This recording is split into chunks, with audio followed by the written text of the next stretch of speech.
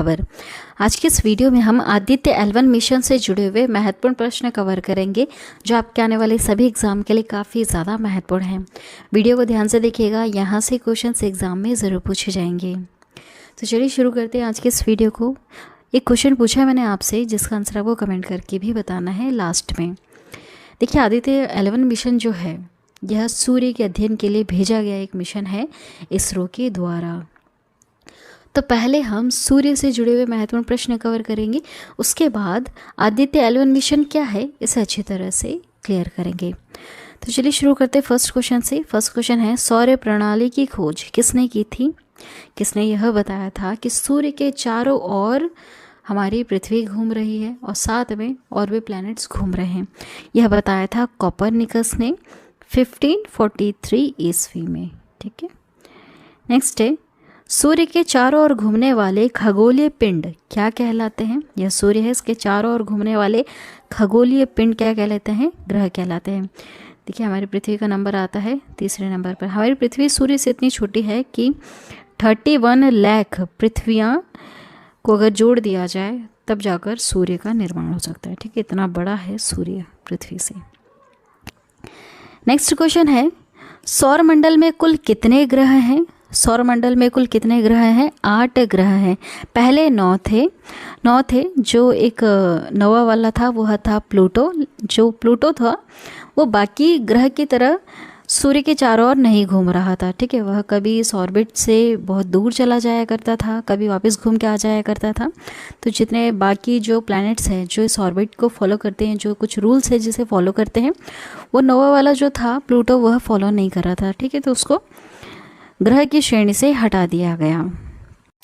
Next है, सौरमंडल का जन्मदाता किसे कहा जाता है? किसे कहा जाता है? सूर्य को कहा जाता है सौरमंडल का जन्मदाता।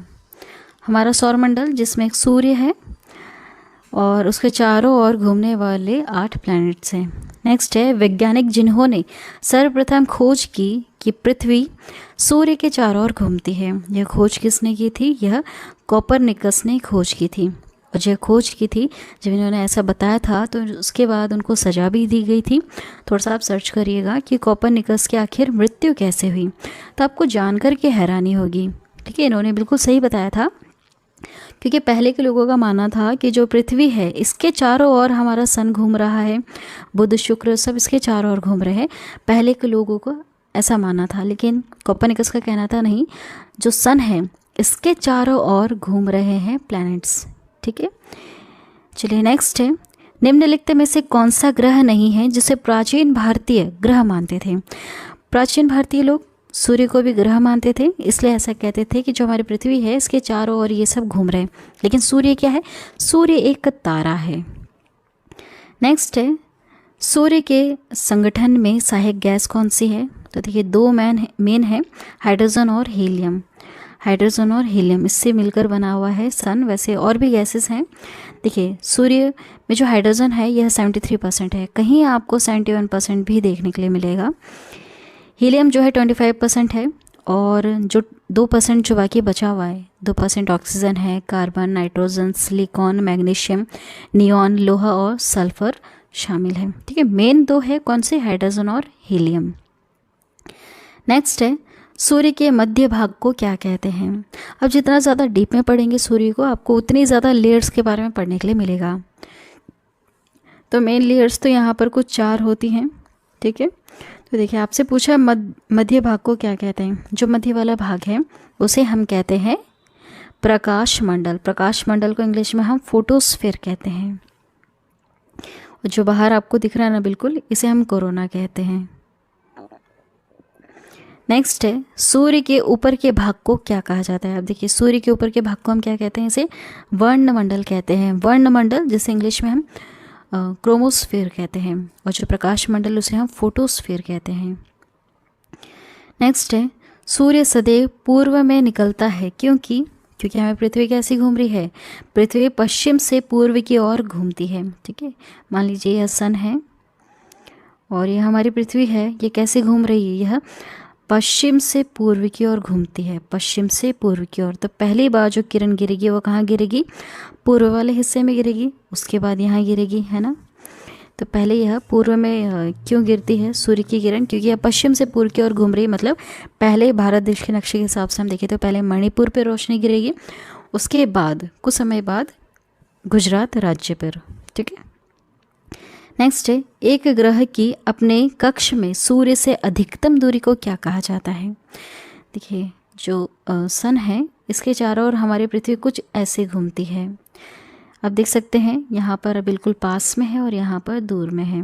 ठीक है, तो जो पास वाली जो दूरी है ना, इसे हम उपसोर कहते हैं। पास वाली दूरी को उपसोर, और जो बहुत दूर वाली दूरी है सूर्य से उसे हम कहते हैं अपसोर।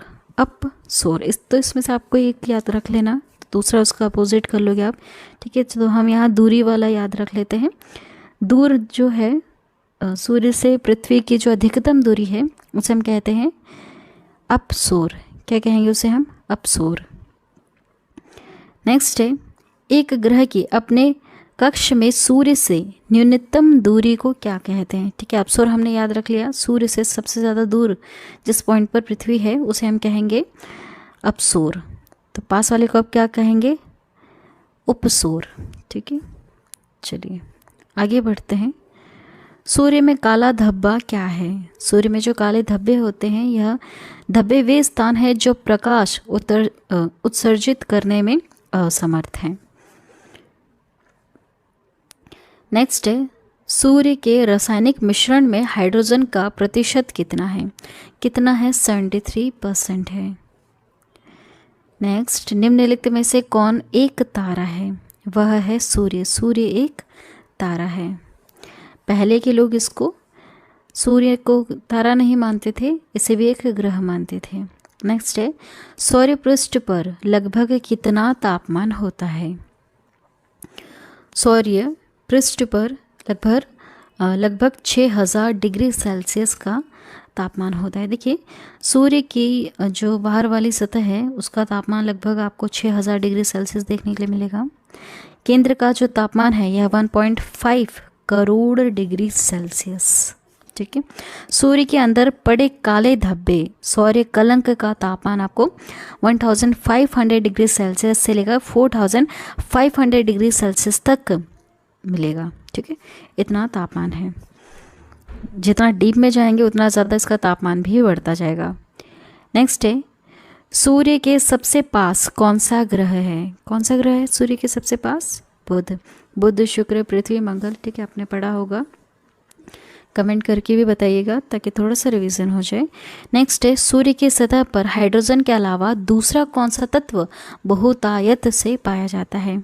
वह कौन सा है? हीलियम है। हाइड्रोजन अभी हमने देखा 73%।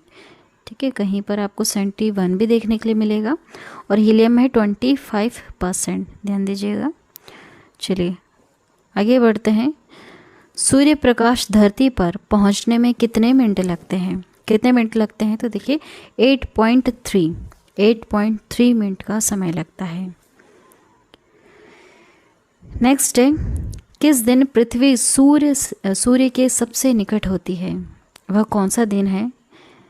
यह हमारा सूर्य है और यह हमारी पृथ्वी इस ऑर्बिट में घूम रही है। सबसे निकट कौन से दिन होगी आपको यह बताना है। तो यह 3 जनवरी को। ठीक है, 3 जन को सबसे पास होगी और 4 जुलाई को सबसे दूर होगी। यह ध्यान दीजिएगा, 4 जनवरी को सबसे पास, 4 जुलाई को सबसे दूर। आपसे यही पूछा है कि इस दिन पृथ्वी सूर्य के सबसे निकट होगी 3 जनवरी को। आगे बढ़ते हैं। पृथ्वी सूर्य से अपनी अधिकतम दूरी पर होती है। अधिकतम दूरी जिसे हम क्या कहते हैं? अपसोर कहते हैं। ठीक है, अपसोर कहते हैं। 4 जुलाई को सबसे ज़्यादा दूरी पर होती है पृथ्वी सूर्य से। नेक्स्ट है, पृथ्वी सूर्य के इर्द गिर्द परिक्रमा करती है लगभग। यह जब सूर्य के चारों ओर घूमती है तो इस पॉइंट से वापस इस पॉइंट में आने पर इसको कितना समय लगेगा? 365.25 दिन का समय लगेगा। 365.25। ठीक है, तो यहाँ जो 25 आपको यहाँ दिख रहा है, यह 4 साल में 1 दिन के बराबर हो जाएगा। ठीक है, यह 4 साल में 1 दिन के बराबर हो जाएगा। तो जैसे फरवरी में 1 दिन ऐड हो जाता है ना 29 डेज़ का, तो ऐसे होगा, 4 साल में एक बार आता है इस प्रकार से। नेक्स्ट है सूर्य से पृथ्वी की दूरी कितनी होती है? कितनी होती है? 150.92 मिलियन किलोमीटर।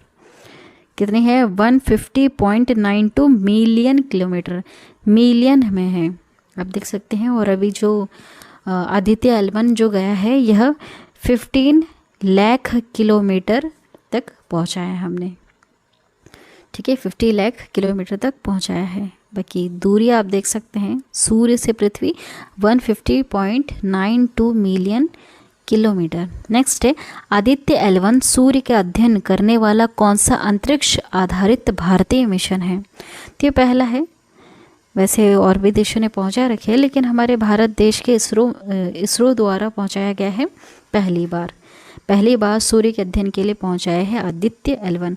आदित्य सूर्य को ही कहते हैं, सूरज को कहते हैं आदित्य। नेक्स्ट है आदित्य L1 में L1 क्या है? L1 क्या है? इसका फुल फॉर्म है लाग्रेंज बिंदु 1। देखिए यह सन है और जो हमारी अर्थ है जब इसके चारों ओर घूमती है तो यहाँ पर 5 कुछ ऐसे पॉइंट्स आते हैं जहाँ पर सूर्य का जो ग्रेविटेशनल फोर्स है वो भी ज़ीरो हो जाता है और अर्थ का ग्रेविटेशनल फोर्स भी ज़ीरो हो जाता है। मतलब अगर दोनों के बीच में एक ऐसा पॉइंट है जहाँ पर अगर कोई ऑब्जेक्ट जाता है तो वो ना ही सन की तरफ अट्रैक्ट होगा और ना ही पृथ्वी की तरफ अट्रैक्ट होगा। तो ऐसे 5 पॉइंट है L1, L2, L3, L4 और L5। अगर यहाँ पर जाता है, इसे वैसे पार्किंग भी कहते हैं, अगर ये यहाँ पर जाता है आदित्य L1 तो ये बस यहीं के यहीं रहेगा और यहाँ पर होलो ऑर्बिट में घूमता रहेगा और बस यहीं पर ही एक ही जगह पर रह करके करीबन 15 साल तक ये यहीं पर ही रहेगा और सूर्य का अध्ययन करता रहेगा, ठीक है। तो इस पॉइंट पर यहाँ पर हमने क्यों भेजा? क्योंकि यहाँ पर ना ही सन का ग्रेविटेशन फोर्स लग रहा है और ना ही अर्थ का, ठीक है। तो यहाँ पर आराम से एक जगह पर रह सकता है। देखिए L1 अंतरिक्ष में एक स्थान है जहाँ सूर्य और पृथ्वी 2 खगोलीय पिंडों के गुरुत्व व आकर्षण बल संतुलन में है, ठीक है। 2 ऑब्जेक्ट्स के बीच कार्य करने वाले सभी गुरुत्वाकर्षण बल एक दूसरे को निष्प्रभावी कर देते हैं।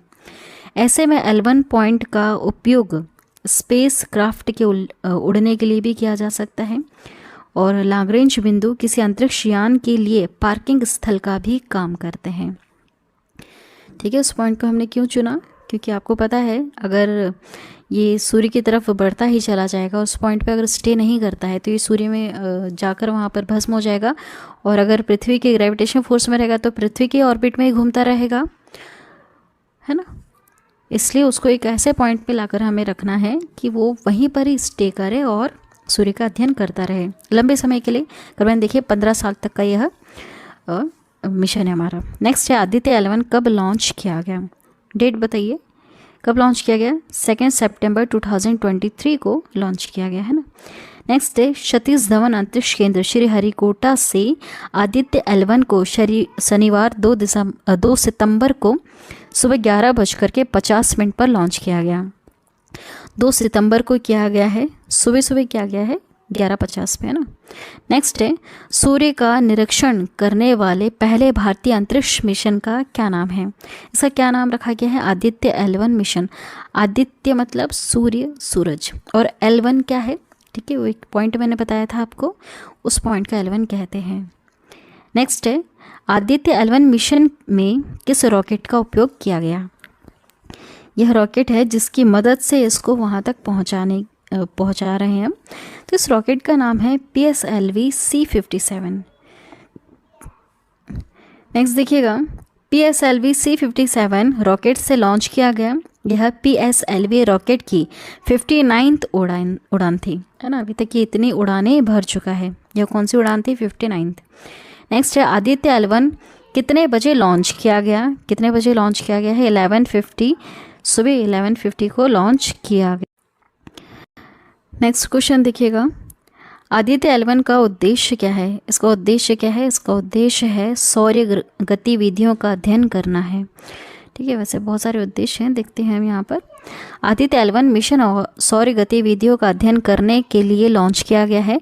यान के पेलोड उपकरण सूर्य की सबसे बाहरी परत कोरोना, फोटोस्फीयर और क्रोमोस्फीयर कोरोनल मास इजेक्शन सूर्य में होने वाली शक्तिशाली जो विस्फोट है उसका भी अध्ययन करेगा। प्री फ्लेयर और फ्लेयर गतिविधियां और उनकी विशेषताएं, सौर तूफान की उत्पत्ति आदि कारकों का यह अध्ययन करेगा। नेक्स्ट है आदित्य L1 को L1 पॉइंट तक पहुंचने में कितना समय लगेगा। इसे पहुंचने में 4 महीने का समय लगेगा L1 पॉइंट तक। देखिए आदित्य L1 लगभग 125 दिनों बाद लैग्रेंजियन पॉइंट पर पहुंच जाएगा। नेक्स्ट है आदित्य L1 कहाँ से लॉन्च किया गया है, वैसे कहाँ से लॉन्च किया गया है? सतीश धवन अंतरिक्ष केंद्र श्रीहरिकोटा से लॉन्च किया गया। चलिए नेक्स्ट देखिएगा, आदित्य L1 मिशन पृथ्वी की कक्षा से बाहर जाने वाला इसरो का कौन सा मिशन है? पृथ्वी की कक्षा से हमने यह 5वां मिशन भेजा है अभी तक, ठीक है। 5वां यह मिशन है पृथ्वी की कक्षा से बाहर पहुंचने वाला इसरो के द्वारा। देखिए पृथ्वी की कक्षा से बाहर जाने वाले इसरो के मिशन अभी तक कौन कौन से हैं? 22 अक्टूबर 2008 को चंद्रयान 1 को भेजा था। 5 नवंबर 2013 को मार्स ऑर्बिटर मिशन मॉम को भेजा था। उसके बाद 22 जुलाई 2019 को चंद्रयान 2, 14 जुलाई को 2023 में चंद्रयान 3 और 2 सितंबर 2023 में हमने आदित्य L1 को पृथ्वी की कक्षा से बाहर भेजा है, ठीक है, भारतीय इसरो ने। याद रखिएगा ये 5 मिशन है, डेट के साथ आप थोड़ा सा याद रखिएगा, ध्यान दीजिएगा। 2008 में चंद्रयान 1, 13 में मार्स ऑर्बिटर, 19 में चंद्रयान 2, 23 में चंद्रयान 3 और 23 में L1 आदित्य L1। चलिए नेक्स्ट देखिएगा, आदित्य L1 मिशन कितने वैज्ञानिक पेलोड उपकरण लेकर गया है? कितने? 7। ये अध्ययन करने के लिए ही हैं, ठीक है। 7 पेलोड गए हैं इसमें साथ में। जैसे रोवर हमने चंद्रयान 3 में देखा है ना, उसमें रोवर है, ऑर्बिटर है, तो उसमें ऐसे 7 यहाँ पर वैज्ञानिक पेलोड है, उपकरण हैं। नेक्स्ट है 23 अगस्त के भारत देश के ऐतिहासिक दिन को किस रूप में मनाने की घोषणा की गई है? 23 अगस्त को भारत देश के ऐतिहासिक दिन को किस रूप में मनाने की घोषणा कर दी गई है? तो देखिए नेशनल स्पेस डे, ठीक है, नेशनल स्पेस डे मनाया जाएगा हमारे भारत देश में 23 अगस्त को। क्यों मनाया जाएगा? क्योंकि चंद्रयान 3 को हमने सफलतापूर्वक लैंड करवाया था दक्षिणी ध्रुव पर, ठीक है। नेक्स्ट है, इस मिशन को सूर्य पृथ्वी प्रणाली के पास किस ऑर्बिट में स्थापित किया जाएगा? देखिए ये हमारी पृथ्वी है, इस पृथ्वी से पृथ्वी के ऑर्बिट से बाहर निकाल के यहाँ पर L1 पॉइंट में, L1 वाला जो पॉइंट है जिसे अभी हमने समझा था, यहाँ पर यह इस ऑर्बिट में घूमेगा। इस ऑर्बिट को कहेंगे हेलो ऑर्बिट। ये जो ऑर्बिट है ये इस प्रकार से है कि ये ना ही पृथ्वी के करीब जा रहा है और ना ही सूर्य के करीब जा रहा है, बस इसी पॉइंट पे यह इसी तरह से घूमेगा, ठीक है, और सूर्य का अध्ययन करेगा। चलिए आज की वीडियो में इतना ही। और कितना डिस्टेंस है याद रखिएगा, 15 लाख किलोमीटर, 15 लाख किलोमीटर हम पृथ्वी से इसको दूर भेज रहे हैं, सूर्य के करीब। चलिए नेक्स्ट देखिएगा, किसे रेलवे बोर्ड की पहली महिला अध्यक्ष और CEO के रूप में नियुक्त किया गया है? हाल ही में बनाया गया है, कोई पहली महिला बनी है इस पद पर। क्या होगा करेक्ट आंसर, आपको कमेंट करके बताना है। चलिए आज की वीडियो में इतना ही। आई होप यह वीडियो आपको पसंद आई होगी। पसंद आई है तो चैनल को अभी सब्सक्राइब करना, बेल नोटिफिकेशन आइकन पर ऑल प्रेस ज़रूर कर देना। जब भी हम एक न्यू वीडियो अपलोड करेंगे तो एक नोटिफिकेशन आपके पास पहुंच जाएगा। वीडियो को लास्ट तक देखने के लिए आप सभी लोगों का थैंक यू।